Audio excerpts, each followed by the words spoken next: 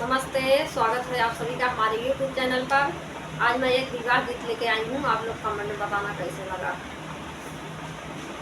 घर में से निकली है बेटी हो कावना रानी, बाबा से पूछन लागी बात जी।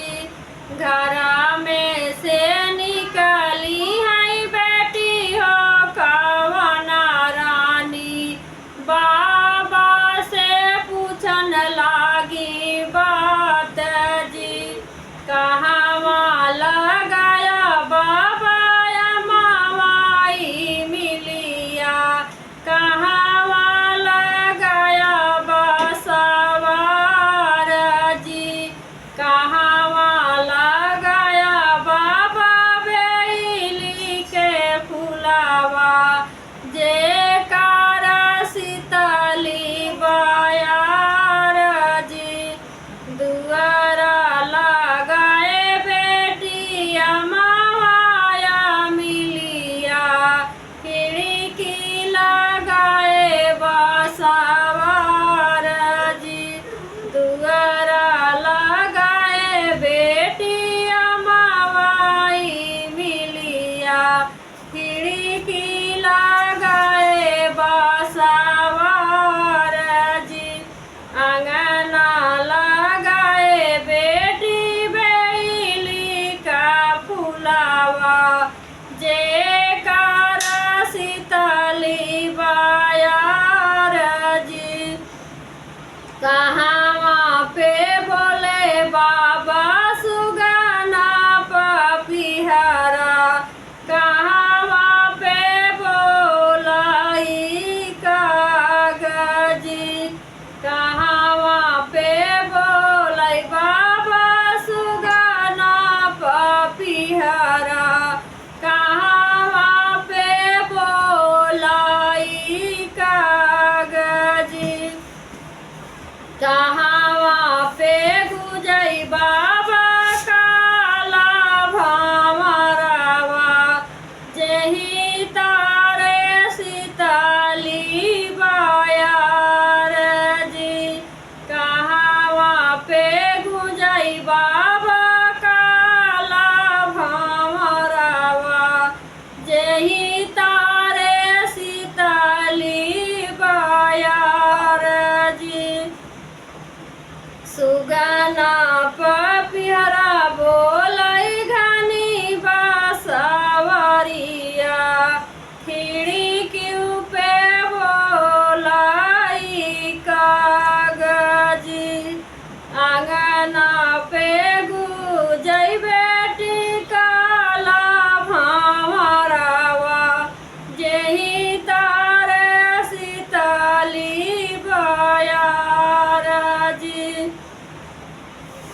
हाथवा काली है बेटी बस कई डेलरिया, फूला तोड़न चली फूलावार जी।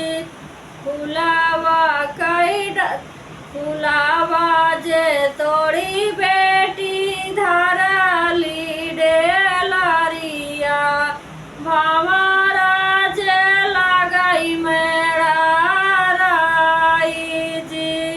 फुलावा जे तोड़ी बेटी धरली डेलरिया, भंवरा जे लगी मेरा राई जी।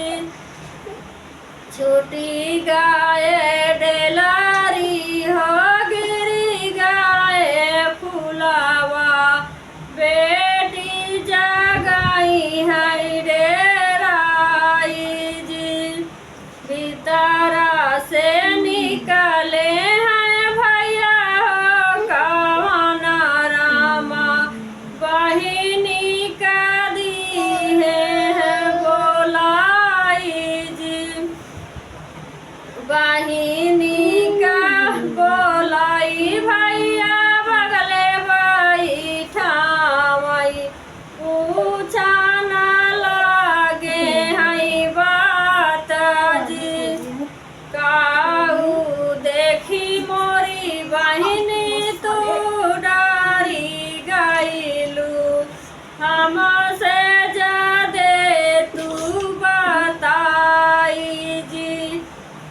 बाबा फूलावारिया जा फूला तोड़ाई गईले भावारा जय गुजाई फूलावारी जी उहाई देखी मोरे भैया हमारी गईले हाथवा से गिरी गई रे लरिया जी दितारा से लावा बैनी फरसा कटरिया फुलावा जा काटी बहाई जी नाही रही है बहिनी हो बेली का फुलावा नाही रही है भवरा बसेर जी नाही रही है बहिनी